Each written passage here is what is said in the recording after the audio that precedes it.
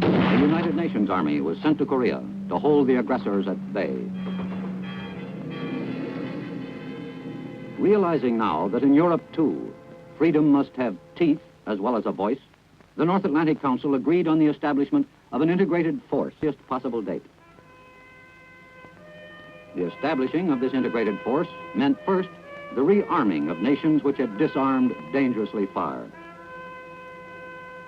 Beyond that, units from those nations with different languages, different traditions, different ways of life had to be built into a unified armed force. NATO agreed that this could be best achieved by delegating to one man sufficient authority to enable him to organize an Allied command with the least possible delay. On September 26, 1950, the post of Supreme Commander was created.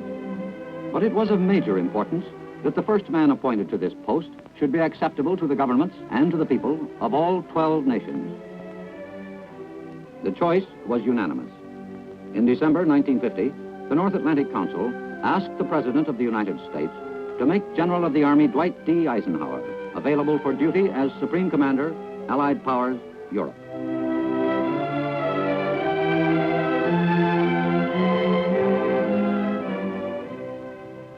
Mr. President, I devoutly pray that the mission on which I am leaving this morning will result in nothing but peace, security, and tranquility for our various nations of the Western Atlantic. I agree with you, General, and I know that's going to be the result. You have the wholehearted backing of the people of the United States, and I know that you'll have that same backing from the 11 other nations who are in the Atlantic Treaty. Goodbye and good luck. Before concentrating on the complex details of planning his integrated force, General Eisenhower, with his Chief of Staff, General Gunther, set out on what he called an exploratory trip.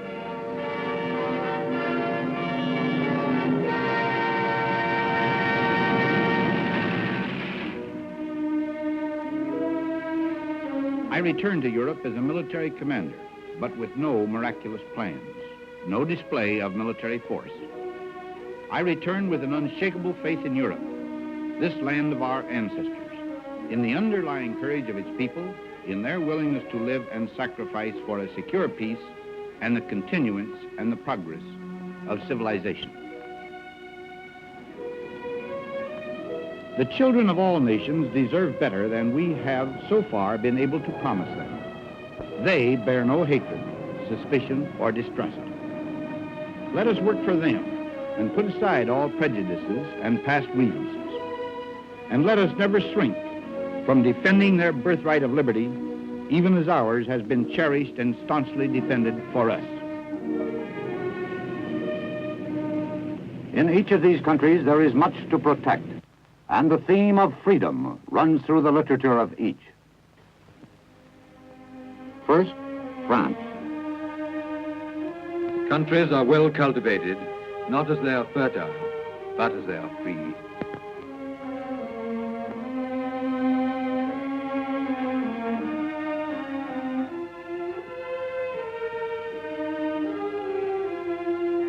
On January 9, General Eisenhower left Paris for Belgium.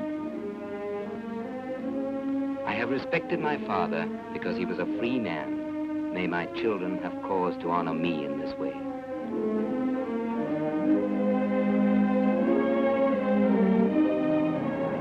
January 10, the Netherlands.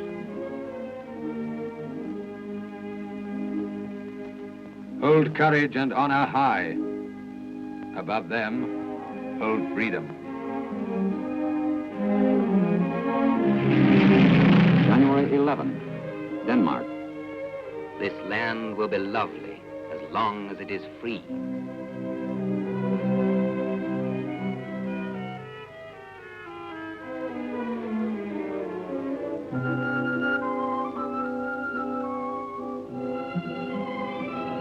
January 12, Norway. The white peaks of honor, the green hills of peace, the blue eyes of freedom are ours to protect.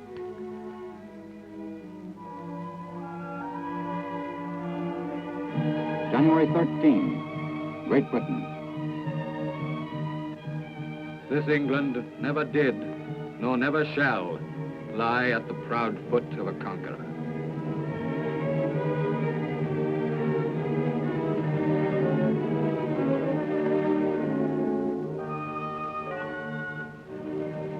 January 16, Portugal.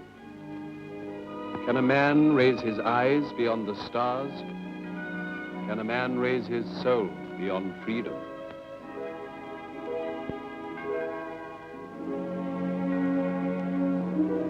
January 18, Italy.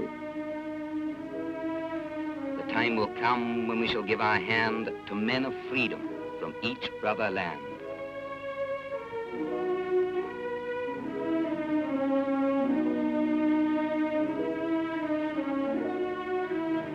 January 19, Luxembourg. We leave our children no better gift than freedom.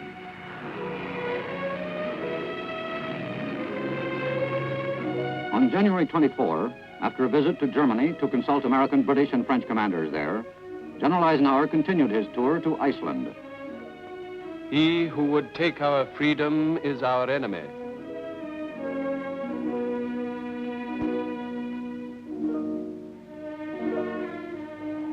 January 26, Canada.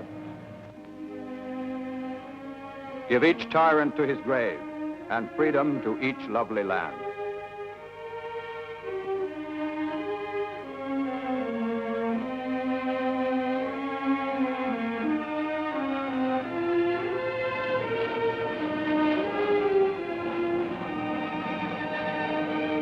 January 27, the United States. Where liberty is, there is my home.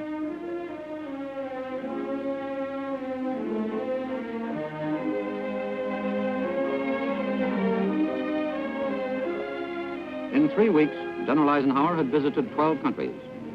Often, his arrival had been the signals for outbreaks of Kremlin-inspired demonstrations.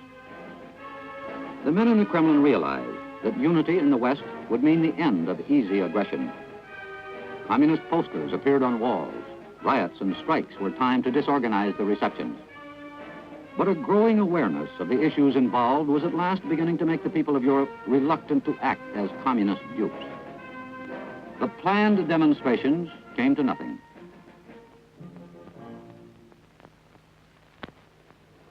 Summing up his tour, General Eisenhower said, "The most immediate need of Europe is munitions and equipment. Every one of the continental nations I visited can rapidly and markedly increase its resistance power if it can be promptly furnished additional supplies of this kind. To fill this need, our loyal neighbor Canada, with Britain and others, is shouldering part of the load. With every increase in strength, there will be an upward thrust in morale, resulting in an ever-mounting spiral of confidence and security. With respect to time, no man can know at what hour, if ever, our defensive organization may be put to the ultimate test. Because our purpose is entirely defensive, we must be ready at the earliest possible moment. Only an aggressor could name the day and hour of attack." In Paris, time was not being wasted. At his temporary headquarters in the Hotel Astoria, the domestic mechanics had already been organized and were functioning smoothly. An advanced planning group was at work. This group had consisted at first predominantly of United States officers, but many of those were now being replaced by officers from the other NATO countries.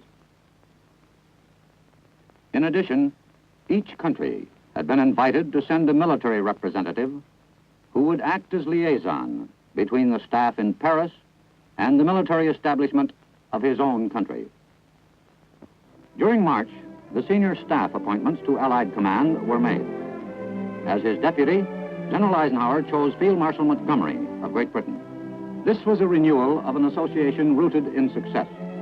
But not only had Field Marshal Montgomery been a close partner in the planning which led to the overthrow of the Nazis, he brought to his new job valuable experience from his work with Western Union. To advise the Supreme Commander on naval power, Admiral Lemonnier of France was appointed naval deputy. And to advise on the integration of air power, Air Chief Marshal Sir Hugh Saunders of Great Britain became Air Deputy. From among the best military brains of the 12 countries which he had visited, General Eisenhower was able to assemble his staff. To this small group of experts falls the responsibility of solving problems unique in military history. But they are bringing to their work not only experience, but imagination and initiative. Each member considers himself not a citizen of any one country, but 1/12 a citizen of each of the NATO countries. And by April 2, 1951,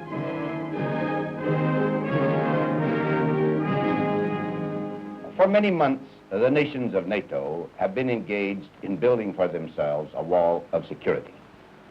They have no aggressive intent or purpose of their own.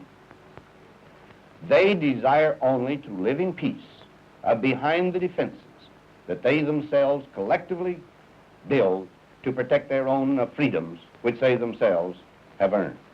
Today, another significant step was taken in this process of building a wall of security. Officially and formally, SHAPE headquarters was opened. Its mission is to take charge of all forces allocated by NATO nations to the business of establishing a collective defense for the freedom, peace, and security of Western Europe. an extensive and detailed plan has been worked out for the defense of Europe. For the purposes of defense, Allied Command, which covers land and sea areas from the northern tip of Norway down to northwest Africa, has been divided into subordinate commands. The Northern Command, with headquarters at Oslo, will include the area from Denmark north. Here, the Commander-in-Chief, Admiral Sir Patrick Brind, is responsible for the integration of air, naval, and ground defense. The Southern Command, with headquarters at Naples, includes the area from Italy south. The air, naval, and ground defense in this area is the responsibility of Admiral Robert E. Kearney. In the central area, with headquarters at Fontainebleau, there will be the largest concentration of forces. There are three commands: air, naval, and ground. For the ground forces, the General of the Army, Alphonse Juin. For naval forces, Vice Admiral Robert Jojad. For air forces, Lieutenant General Loris Norstad. It is the responsibility of those 5 subordinate commanders and their integrated staffs to organize and train the national units of soldiers, sailors, and airmen. From Norway, the Netherlands, the United States, Great Britain, Denmark, France, Italy, Belgium, Luxembourg, Canada. Each contributing country has, during 1951, at least doubled its military expenditure. In almost every case, this has meant great strain on already overburdened national economies and increased sacrifices on the part of each individual within the NATO countries. In addition, almost every country has increased its period of military service, and strong, ready reserve units are being built. Despite the fact that France and Great Britain are already fighting communism in Indochina and in Malaya, they have both made important contributions to Allied Command by doubling their forces in 1951. Belgium, Luxembourg, the Netherlands, Denmark, and Norway have considerably increased their forces during 1951. Italy has made the maximum contribution allowed within the peace treaty. Canada, in addition to providing arms for 2 Allied divisions, has sent her own forces across the Atlantic. The United States has broken peacetime tradition by sending troops to Europe beyond her occupational commitments. In addition, through the Mutual Defense Assistance Program, she has supplied planes, tanks, and guns to many of the other countries. As the weeks pass, and as national rearmament programs swing into action, still more and more forces will be allotted to the command and absorbed into it. During the year, a NATO training college was opened. Here, further steps are being taken towards integration. Officers from all the member countries are learning how to cope with the many problems facing the architects of a truly international force. From the high-ranking planners to the individual soldier within each of the NATO countries, training is being standardized and intensified. Through the summer and autumn of 1951, various land, sea, and air exercises were held within the regional commands.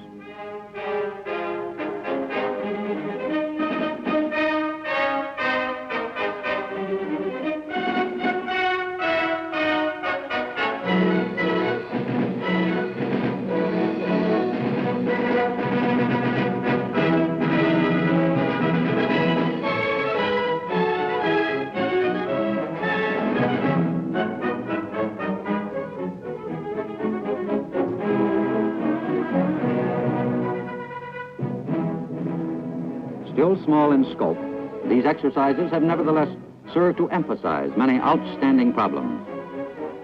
First, and most important, there is still a shortage of equipment. Although rearmament programs in almost all the NATO countries have been stepped up during the past year, there is still a need for yet more planes, tanks, ships, and guns.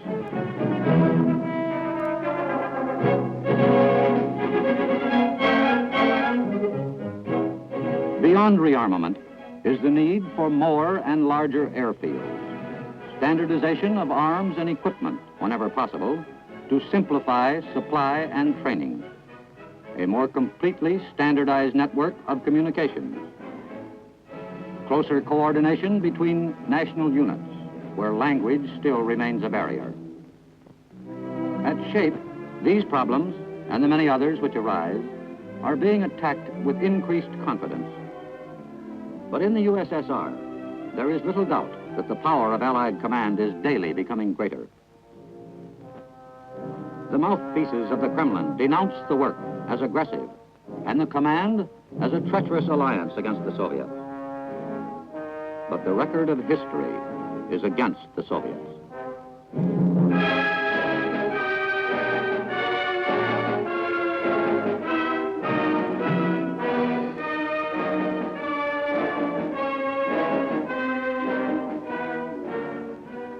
This is the pattern of aggression which has threatened the peace of the free world since the end of the war. Allied command is being built to ensure that it will not dominate the future. And to each successive meeting of the NATO Council, the Supreme Commander was able to report that despite shortages, despite national economic crises, despite differences, Allied command, though not yet strong enough to meet a determined Soviet attack, was daily becoming a well-marshaled and organized force, proud of itself and its purpose.